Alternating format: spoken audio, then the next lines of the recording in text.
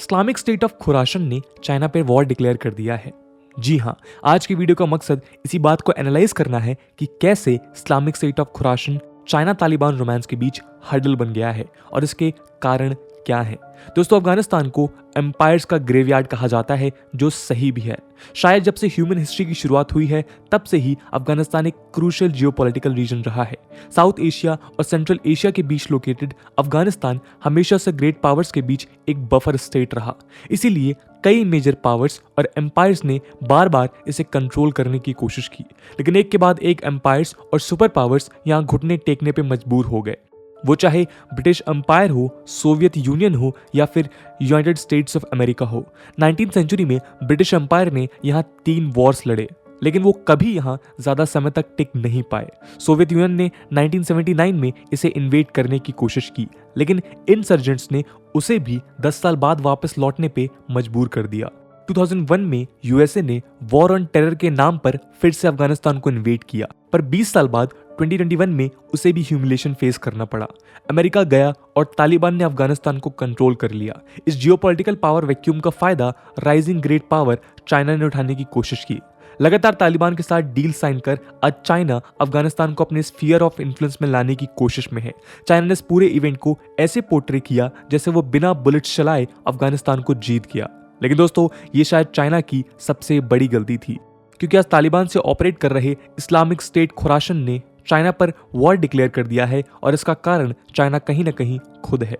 वो हमेशा से जानता था कि वो एक कॉम्प्लेक्स और केओटिक पॉलिटिक्स में इन्वॉल्व हो रहा है, लेकिन उसने अपने कदम वापस नहीं लिए। तो चलिए हम इस बात का एनालिसिस करते हैं कि चाइना के जियोपॉलिटिकल कैलकुलेशंस कैसे फेल हो गए हैं और क्यों आज चाइना ISIS-K का दुश्मन बन गया है। नमस्कार दोस्तों, मेरा नाम है आदर्श और स्वागत है आपका स्टडी IQ में। दोस्तों, अफगानिस्तानियों ने कभी भी किसी फॉरेन पावर पर भरोसा नहीं किया और यही वजह है कि आज चाइनीज इन्फ्लुएंस भी वहां के इंसर्जेंट्स को पसंद नहीं आ रहा है। ऊपर से चाइना के तालिबानियों के साथ दोस्ती करना आफत को दावत देने जैसा है। ये बात अमेरिका से बेहतर कोई नहीं जानता, जिसने सोवियत को हराने के लिए अफगान मुजाहिदीन को क्रिएट किया, लेकिन उसके कुछ मेंबर्स बाद में अल-कायदा और तालिबान जैसे ऑर्गेनाइजेशंस के पार्ट बने। जी हाँ, वही अल-कायदा जिसने 9/11 जैसे टेरर अटैक्स को अंजाम दिया था। टेररिस्ट के साथ दोस्ती एसेंशियली एक ऐसे डेविल के साथ दोस्ती है जो दोस्त और दुश्मन में फर्क नहीं जानता। एटलीस्ट इतिहास तो हमें यही बताता है। इंसर्जेंट्स और टेररिस्ट को सपोर्ट करना इनिशियली तो एक ग्रेट पावर के लिए बेनिफिशियल हो सकता है, लेकिन लॉन्ग टर्म में ये काफी प्रॉब्लमेटिक साबित होता है। आज चाइना वही गलतियां कर रहा है जो यूएस अपने जियोपॉलिटिकल एम्बिशंस के लिए पास्ट में करता रहा। तालिबान भले ही आज खुद को एक बदले हुए ऑर्गेनाइजेशन की तरह दिखाता है, लेकिन सच तो ये है कि उसका इंटरनल ऑर्गेनाइजेशन ऐसा है कि उसके लिए अपने एक्शंस और एजेंडास को मॉडरेट कर पाना आसान नहीं है। वो आज अफगानिस्तान में पावरफुल इसलिए है क्योंकि उसके रेडिकल आइडियाज को कई दूसरे इंसर्जेंट्स और एक्सट्रीमिस्ट का सपोर्ट है। तालिबान इनके अगेंस्ट अगर फुल विगर से लड़ेगा तो वो खुद डिस्ट्रॉय हो सकता है।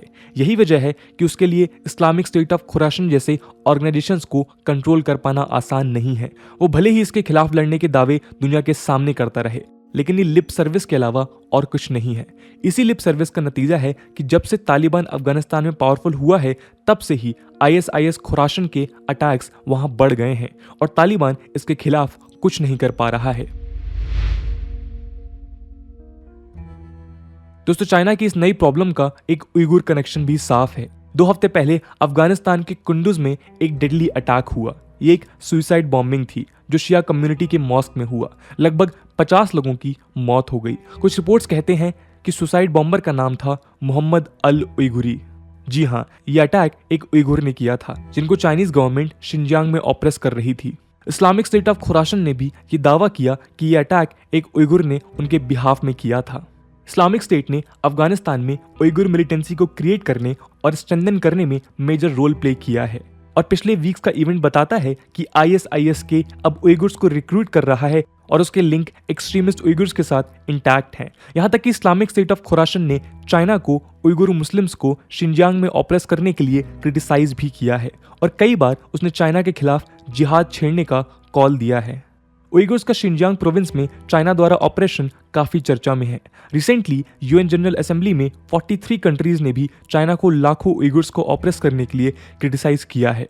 इस चाइनीज ऑपरेशन ने उइगुर मिलिटेंसी को फ्यूल किया है, जिससे आईएसआईएस के अफगानिस्तान से सपोर्ट कर रहा है और अपने खुद के एजेंडास के लिए इस्तेमाल कर रहा है। ऊपर से सीरिया में इस्लामिक स्टेट के ग्लोबल एम्बिशंस और ब्लडी स्ट्रेटजी को देखते हुए एक इनसिक्योर चाइना ने उइगुर मिलिटेंसी के खिलाफ वॉर छेड़ रखा है, स्पेशली बदाख्शन प्रोविंस में।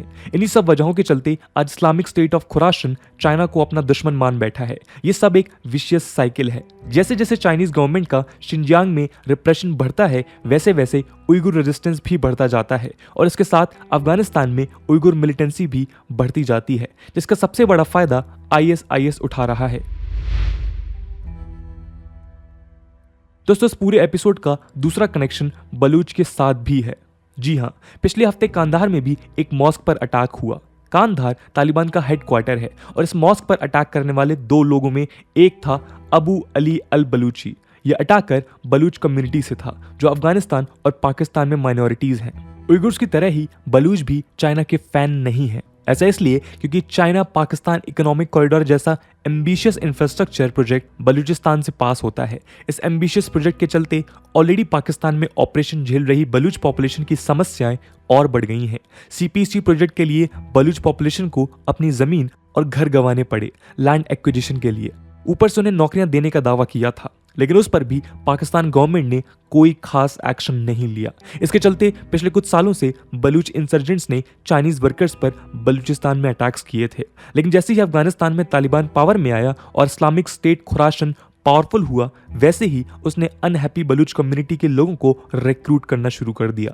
जिस तरह से आईएस के उइगुर्स के ऑपरेशन को पॉलिटिसाइज कर रहा है, वैसे ही वो बलूच डिस्कॉन्टेंट को भी अपने एजेंडा के लिए यूज कर चाइना पर अटैक्स के प्लान कर रहा है। दोस्तों, इस्लामिक स्टेट खुरासन का चाइना के प्रति हेट्रेड कोई नई बात नहीं है और चाइना इस बात से वेल अवेयर था, लेकिन फिर भी उसने तालिबान के साथ दोस्ती की। ये राइवलरी इस्लामिक स्टेट के क्रिएशन जितनी ही पुरानी है। 2014 में अबू बकर अल बगदादी ने खुद अपने स्पीचेस में चाइना को एनिमी बताया था और कहा था कि उइगुर्स के खिलाफ ऑपरेशन के चलते आईएसआईएस को चाइना के खिलाफ भी जिहाद छेड़ना होगा। 2017 में इस्लामिक स्टेट ने चाइना के खिलाफ अपने प्रोपेगेंडा को स्ट्रॉन्ग करते हुए इराक से एक वीडियो रिलीज किया। टाइटल था द चिल्ड्रन ऑफ द खलीफत और इसमें 30 उइगुर मिलिटेंट्स को फीचर किया। इसमें लगभग 20 चाइल्ड मिलिटेंट्स भी थे, जिन्हें एक ट्रेनिंग कैंप में दिखाया गया था। बात यहाँ खत्म नहीं हुई। कुछ ही समय बाद आईएसआईएस ने चाइना के खिलाफ एक थ्रेट मैंड्रिन में भी इशू किया, जिसके बाद बलूचिस्तान से 2 चाइनीज टीचर्स को आईएसआईएस के टेररिस्ट ने किडनैप करके मार दिया था। आईएसआईएस की चाइना के साथ राइवलरी चाइना और प्रीवियस अफगान गवर्नमेंट के डिप्लोमेटिक रिलेशंस के चलते भी थी। Previous US backed Afghan government को चाइना ने काउंटर टेररिज्म एड और असिस्टेंस प्रोवाइड किए थे अगेंस्ट उइगुर मिलिटेंसी। इसके लिए 2015 में चाइना ने काबुल को $73 मिलियन प्रॉमिस किए। इसके बाद ही अफगानिस्तान की नेशनल डायरेक्टरेट ऑफ सिक्योरिटी ने एक उइगुर बिजनेसमैन को अरेस्ट कर उसे शिनजियांग में डिपोर्ट कर दिया। इस ऑपरेशन के समय ही इस्लामिक स्टेट खुरासन चाइना से काफी नाराज था। 2017 में तो उसने चाइना को खून की नदियां बहाने का थ्रेट भी दिया ताकि उइगुर्स के ऑपरेशन का बदला लिया जा सके। इस थ्रेट के बाद चाइना और भी ज्यादा एक्टिवली उइगुर मिलिटेंसी के खिलाफ काबुल के साथ कोऑपरेट करने लगा और आईएसआईएस का एंगर बढ़ता रहा। लेकिन जैसे ही तालिबान रूल के अंडर आईएसआईएस के पास मौका आया तो उसने चाइना के खिलाफ वॉर डिक्लेयर कर दिया। दोस्तों, अफगानिस्तान में तालिबान कंट्रोल ने न सिर्फ आईएसआईएस को मजबूती दी है, बल्कि वहां ईस्ट तुर्किस्तान इस्लामिक मूवमेंट यानी कि ETIM नाम के उइगुर मिलिटेंट ग्रुप और इस्लामिक मूवमेंट ऑफ उज्बेकिस्तान जैसे ग्रुप्स भी स्ट्रांग हुए हैं और इन ग्रुप्स के आईएसआईएस के साथ लिंक्स काफी क्लियर हैं। तो दोस्तों, ये थी कहानी चाइना के खिलाफ एक राइजिंग आईएस खुरासन के जिहाद की, जिसका जिम्मेदार शायद चाइना खुद ही है। बेसिकली चाइना ने एक ऐसे डेविल के साथ दोस्ती की जो अब उसके घर में घुसने के प्लान्स बना रहा है। लेकिन दोस्तों, तालिबान इस पूरे मामले में क्या कर रहा है? आईएसआईएस खुरासन बेसिकली आज वही काम कर रहा है जो यूएस ऑक्यूपेशन के वक्त अफगानिस्तान में तालिबान खुद करता था। शियाज और बाकी की माइनॉरिटीज को अफगानिस्तान में परसिक्यूट और उन पर टेरर अटैक्स करना सिर्फ आईएसआईएस नहीं करता, बल्कि तालिबान का भी इन सब में पहले इन्वॉल्वमेंट था। लेकिन आज तालिबान अफगानिस्तान का रूलर है और सिचुएशन बदल चुकी है। आज अफगानिस्तान में लॉ एंड ऑर्डर की रिस्पॉन्सिबिलिटी तालिबान के हाथों में है।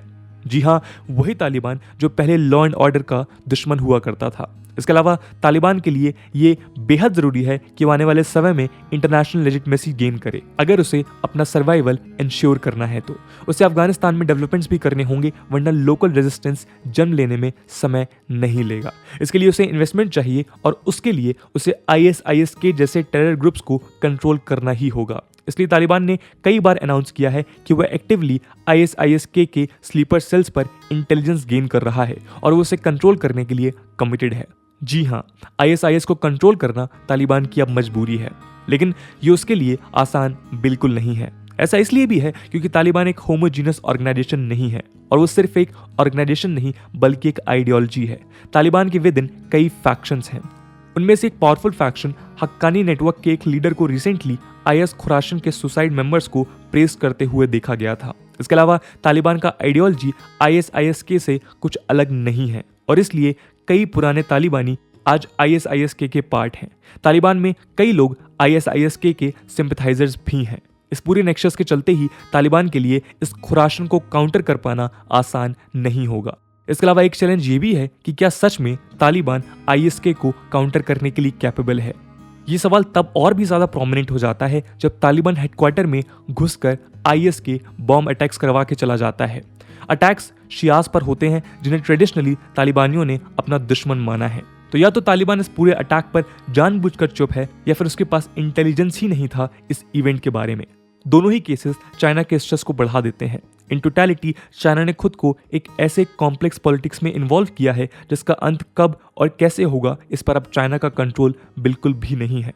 लगभग 30 साल पहले यही अमेरिका के साथ हुआ था और शायद आगे ऐसा ही कुछ चाइना के साथ होगा।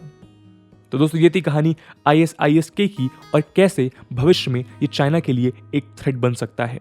इस पूरे मुद्दे को लेकर आपका क्या ओपिनियन है कमेंट सेक्शन में जरूर बताइएगा। आज की वीडियो के लिए इतना ही। आई होप आपको वीडियो पसंद आई होगी और अगर पसंद आई है तो अपने दोस्तों के साथ शेयर करना मत भूलिएगा। हम मिलते हैं अगली वीडियो में, तब तक के लिए जय हिंद, जय भारत।